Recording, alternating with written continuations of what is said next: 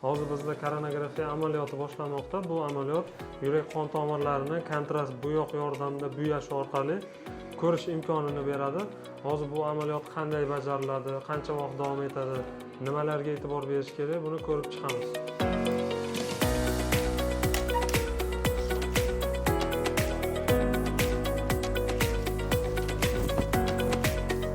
Bu amaliyot steril sharoitda maxsus ingichka kateterlar yordamida amalga oshiriladi.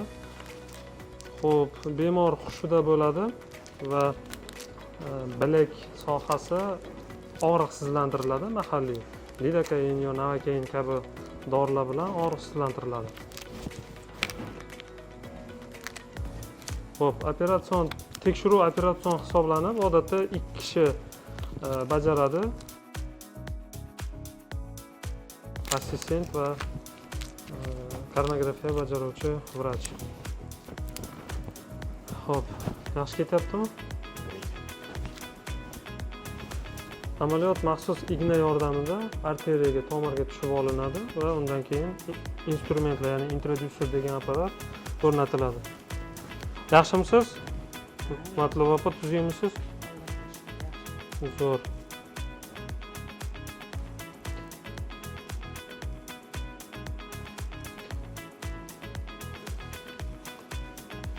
Qon chiqdi va ingichka simlarni kiritamiz. Biz tomirdamiz, chunki sim erkin yurmoqda. Endi maxsus introdyuser apparati bor, buni tomirga joylashtiramiz.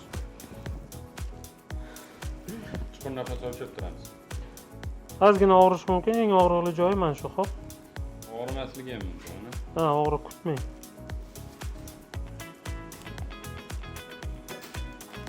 Amaliyotdan oldin geparin qo'yib olamiz. Geparin qon so'ltiruvchi dori vositasi.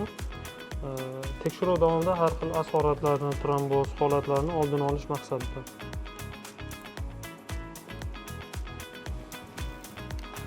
Suvami? Davomini fiziologik eritma bilan yuvib olamiz. Xo'p, biz amaliyot o'tkazishga tayyormiz. Hozirda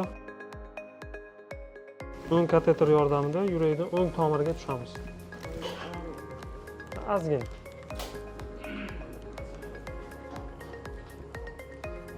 Biz maxsus simni kiritamiz. Ko'rib turganimiz yurak soyasi. Sim bizga rels vazifasini o'taydi, ya'ni shu joygacha yetib olishimiz uchun kateterlarimiz. Biz dastlab o'tkazgich, ya'ni simni o'tkazib oldik, endi kateterni o'tkazamiz.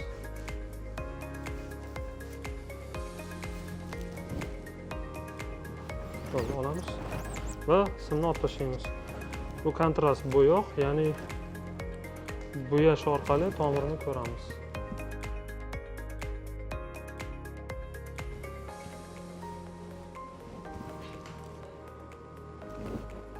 Tomirlari kichkina ekan, o'ng tomir tekshirib bo'ldik. Yana qayta simni kiritib olamiz, rels vazifasini bajaradi va endi yurakni chap tomirini kontrast orqali bo'yaymiz. Bu ko'rib turganingizdek og'riqsiz, xavfsiz va hech qanday kesmalarsiz bajariladigan amaliyot hisoblanadi va vaqti ham tezroq bo'ladi.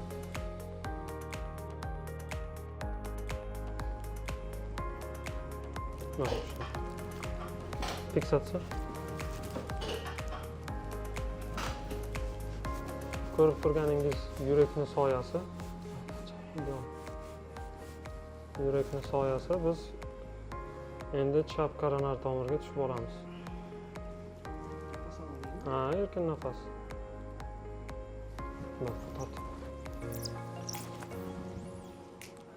Yana o'sha maxsus kontrast bo'yoq.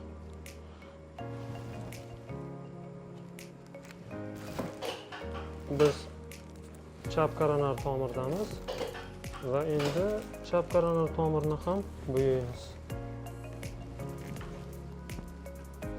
Ko'rib turganingizdek, bemorimizning tomirlari top-toza, ya'ni koronar tomirlarida hech qanday o'zgarish yo'q.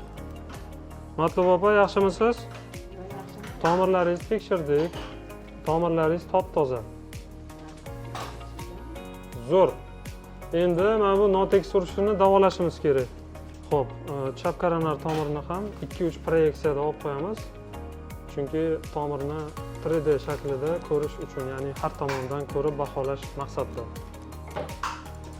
Boshqa proyeksiyalarda ko'rganda ham ko'ryapmizki, hamma tomirida top-toza, har tomondan qaraganda ham o'zgarish yo'q.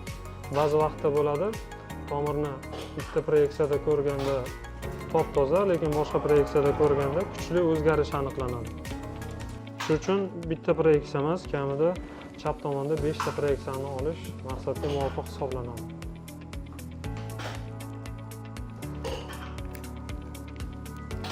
Xo'p, Matlub opa, tekshiruvimiz tugadi. Hammasi yaxshi, tomirlaringiz zo'r. Endi mana bu yurak notekshirishingizni davolaymiz, xudo xolasa. Qiynalmadingizmi? Qanaqa ekan? Ozgina endi qo'lda ukol qilganda og'riq bo'ldi, xavotir olmang, o'tib ketadi.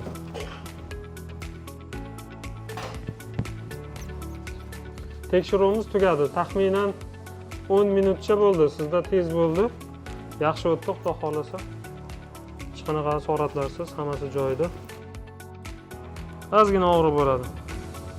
Bu maxsus introdyuserda endi tomirdan olib chiqamiz va bosib turuvchi bog'lam yordamida bog'lab qo'yamiz. Qo'lingizni biroz ko'tarasiz, hammasi joyida. Biroz siqib bog'laymiz, chunki bu tomiringizda bosim yuqori bo'ladi. Qon fontandek o'tadi agar bog'lamasangiz yaxshi. Qo'lingiz ko'karishi, shish bo'lishi mumkin, xavotir olmang. Qo'lingizni ishlatib turishingiz kerak, mana bunaqa ochib yopib, xo'pmi? Shu bilan amaliyotimiz o'z nihoyasiga yetdi. Endi bemorni palataga ko'chiramiz.